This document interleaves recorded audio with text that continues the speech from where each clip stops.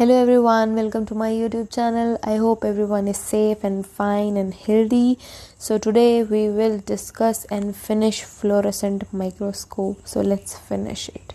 तो हमने last video में बोला था कि फ्लोरेसेंट माइक्रोस्कोप भी फिनिश कर देंगे इस वीडियो में. तो लेट्स सी क्या क्या है इसमें, कब इन्वेंट हुआ था, क्या फिनोमेना है, क्या हिस्ट्री है, सारा कुछ देखते हैं, पढ़ते हैं. जो इम्पोर्टेंट है वो याद कर लेंगे, दिमाग में फीड कर लेना. ठीक है. तो फ्लोरेसेंट माइक्रोस्कोप जैसे नाम से ही हमको लग रहा है कि कुछ फ्लोरेसेंट से रिलेटेड होने वाला है, फ्लोरेसेंस से रिलेटेड होने वाला है. तो आगे देखते हैं कि एग्जैक्टली ये चीज़ है क्या.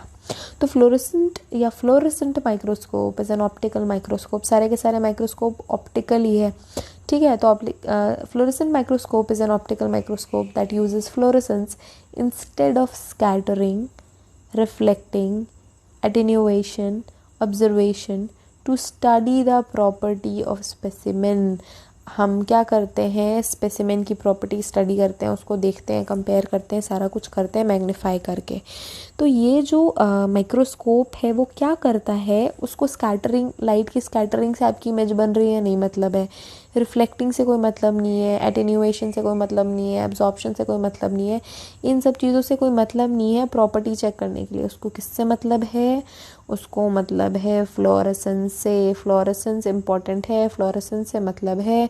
तो ये जो स्पेसिमेन को प्रॉपर्टी को एग्जामिन करेगा तो फ्लोरेसेंस के बेसिस पे करेगा.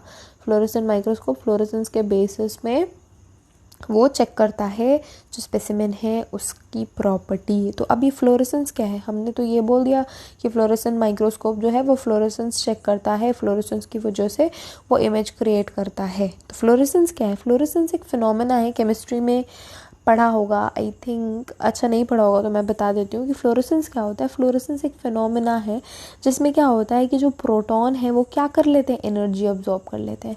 सबको पता है इलेक्ट्रॉन प्रोटॉन से एनर्जी अब्जॉर्ब करके हायर एक्साइटेड स्टेट में, हायर एक्साइटेड एनर्जी लेवल पे, एक्साइट होके हायर एनर्जी लेवल पे चले जाते हैं. तो यहाँ पे क्या हुआ, प्रोटॉन ऑब्जर्व क्या एनर्जी, ठीक है, एट सम एक वेवलेंथ की एनर्जी वो अडॉप्ट करते हैं, एक्सेप्ट करते हैं and releases at different wavelength. तो यहाँ पे क्या कर रहे हैं, एक पर्टिकुलर वेवलेंथ की वो एनर्जी अब्जॉर्ब कर रहे हैं और डिफरेंट वेवलेंथ की एनर्जी इमिट करते हैं. अब ऐसा होना चाहिए ना कि अगर आप एक एनर्जी, एक टाइप की एनर्जी, एक वेवलेंथ की एनर्जी अब्जॉर्ब कर रहे हो तो उसी वेवलेंथ की एनर्जी भी बाहर दो. पर ये क्या होता है, फ्लोरेसेंस में क्या होता है, हायर वेवलेंथ की एनर्जी इमिट होती है, हायर वेवलेंथ की एनर्जी बाहर आती है. तो प्रोटॉन ने एक वन वेवलेंथ की एनर्जी अब्जॉर्ब करी और क्या रिलीज़ करी, डिफरेंट वेवलेंथ की एनर्जी रिलीज़ करी in higher wavelength of energy.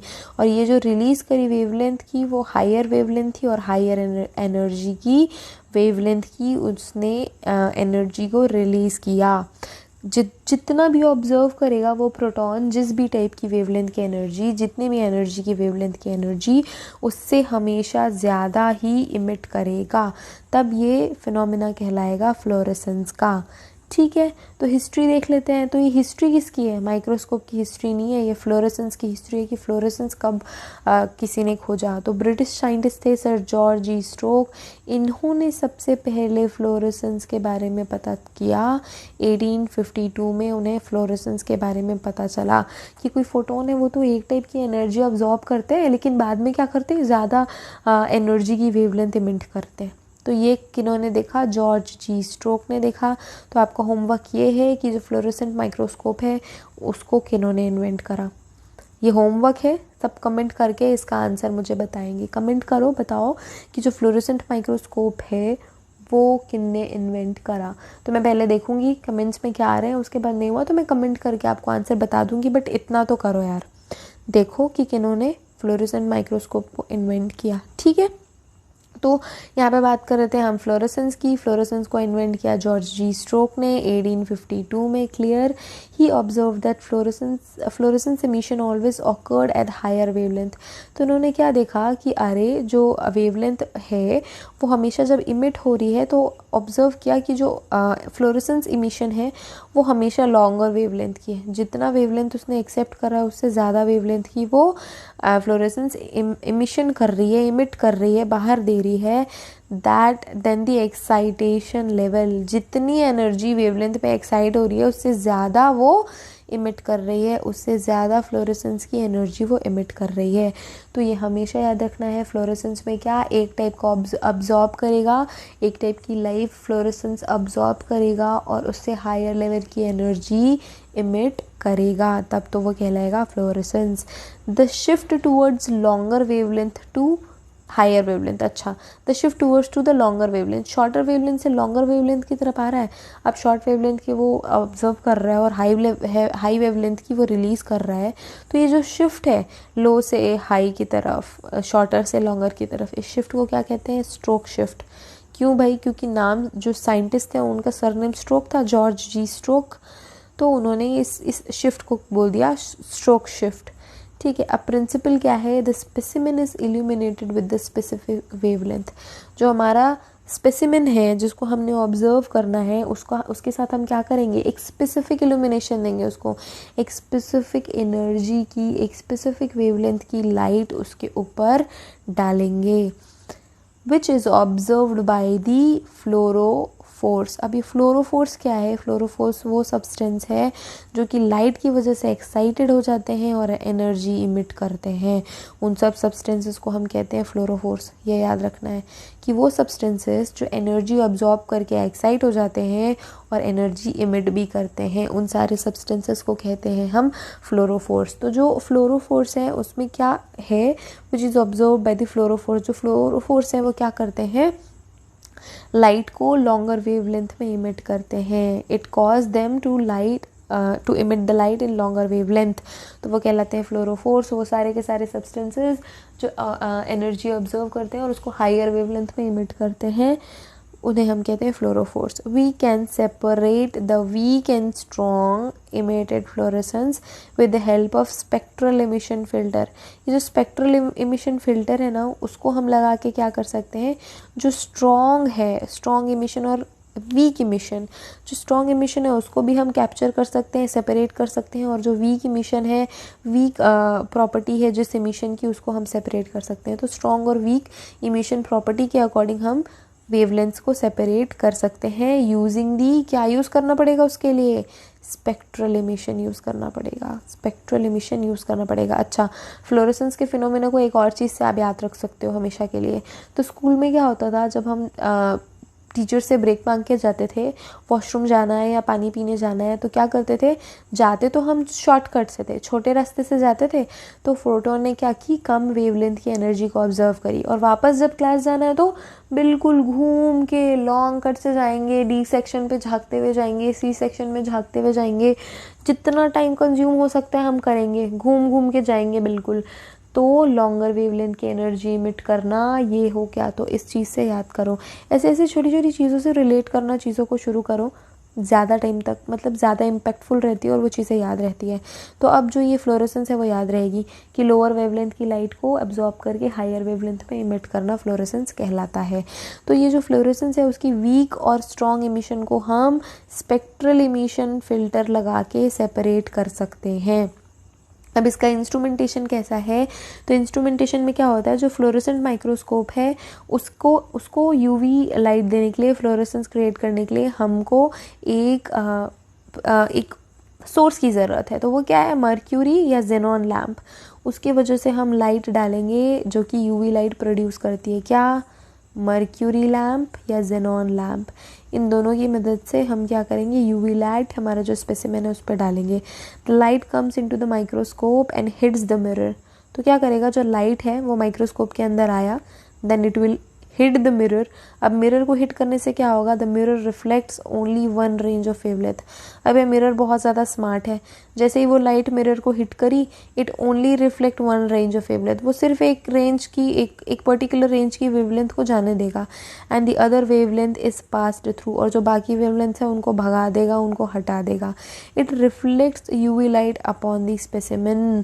तो जो हमारा स्पेसिमेन है जिसको ऑब्जर्व करना है उसके ऊपर एक स्पेसिफिक वेवलेंथ की यूवी लाइट को डालेगा, क्योंकि हमारा मिरर जो बहुत ज़्यादा स्मार्ट है, जब लाइट आई मर्क्यूरी या xenon लैम्प से लाइट आई, यूवी लाइट आई, तो वो मिरर को हिट करेगी। वो मिरर को क्यों हिट कर रही है?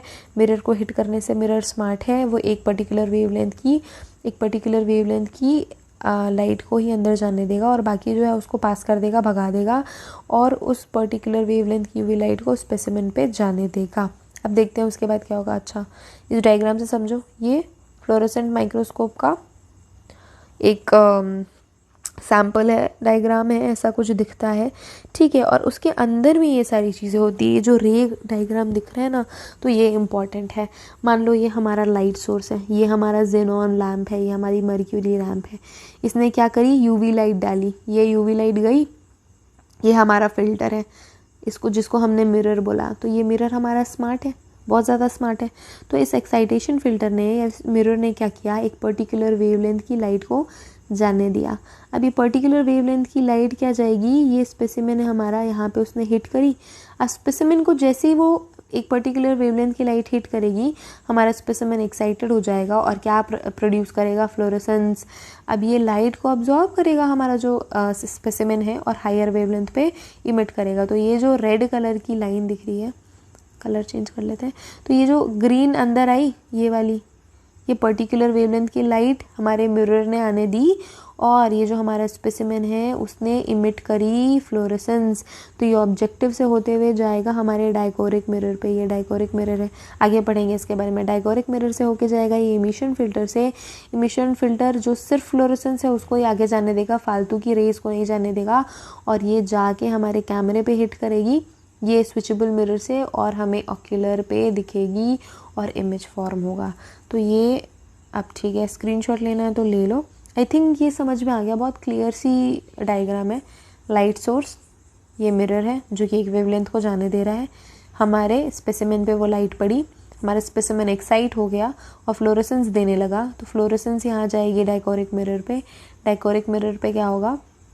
एक पर्टिकुलर वेवलेंथ है वही आगे बढ़ेगी। एमिशन फिल्टर पे भी जो फालतू की लाइट्स हैं वो कट जाएंगी, वो छट जाएंगी और उसके बाद जो स्पेसिमेन ने इमिट करा है वही वेवलेंथ आके जाएगी और सीसीडी कैमरे में हम इसे कैप्चर कर सकते हैं या ऑक्यूलर लेंस के थ्रू हम इसको देख सकते हैं। तो कितना इंटरेस्टिंग है ना? मैंने बोला था पहले ही, फ्लोरोसेंट माइक्रोस्कोप इंटरेस्टिंग है बहुत ज़्यादा। तो ऐसा कुछ सिस्टम इसके अंदर होता है। आगे जो स्टेटमेंट्स है वो पढ़ लेते हैं। ओके, कलर चेंज कर लो। The UV light excites fluorescence with the molecule in the specimen. तो ये जो यूवी लाइट है वो क्या कर देता है? हमारा सैंपल है, हमारा जो स्पेसिमेन है उसको एक्साइट कर देता है, वो एक्साइटेड हो जाता है और उसके बाद क्या करता है? वो फ्लोरेसेंस देता है, हमारा जो स्पेसिमेन है वो एक्साइट होके। Objective lens collect the fluorescent. जो ऑब्जेक्टिव लेंस है वो फ्लोरेसेंट को कलेक्ट करती है और आगे प्रोड्यूस करेगी। ऑब्जेक्टिव लेंस से कहा जाता है वो डायकोरिक मिरर पे। The fluorescence light passes through the dichroic mirror. मैंने अभी जस्ट बोला ना, डायकोरिक मिरर पे जाती है वो ऑब्जेक्टिव लेंस से, ठीक है। डायकोरिक मिरर पे जाने के बाद एक बैरियर फिल्टर भी होता है, हमने देखा था, that eliminates the wavelength other than the fluorescent. ये भी हमारी जो डायकोरिक मिरर है और हमारा जो बैरियर फिल्टर है ये भी स्मार्ट है। ये सिर्फ जो फ्लोरेसेंस है उसको ही आगे जाने देगा, जो अदर इमिटेड लाइट्स हैं उनको वो रोक देगा, इधर उधर भेज देगा, making it to the eye piece to form the image. तो जो सिर्फ फ्लोरेसेंस है वो आगे जाएगी और वही जाके इमेज बनाएगी जो हम आई पीस के थ्रू देखते हैं। तो ये पूरा का पूरा कॉन्सेप्ट क्लियर है, आई होप क्लियर है, ठीक है। अब ये कुछ इंपॉर्टेंट चीज़ है, बायोलॉजिकल फ्लोरेसेंट स्टेन्स।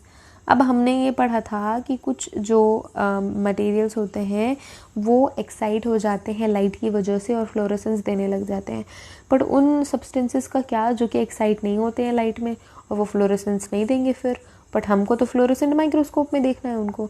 तो हम कुछ ऐसे स्टेन्स का यूज़ करेंगे जिसकी वजह से वो फ्लोरेसेंट हो जाए, वो फ्लोरेसेंस शो करें। तो अगर हम बायोलॉजिकल मटेरियल की बात करें, अगर हमें डीएनए देखना है, प्रोटीन देखना है, तो कुछ बायोलॉजिकल फ्लोरेसेंट स्टेन्स आते हैं, कुछ डाइज आते हैं, कुछ स्टेन्स आते हैं जिनके थ्रू हम उनको फ्लोरेसेंट माइक्रोस्कोप में ऑब्जर्व कर सकते हैं। Main fluorescent stains have been designed for the range of biological molecules. तो ज़्यादातर जो स्टेन मटेरियल है वो बायोलॉजिकल मटेरियल्स को स्टेन करने के लिए आते हैं।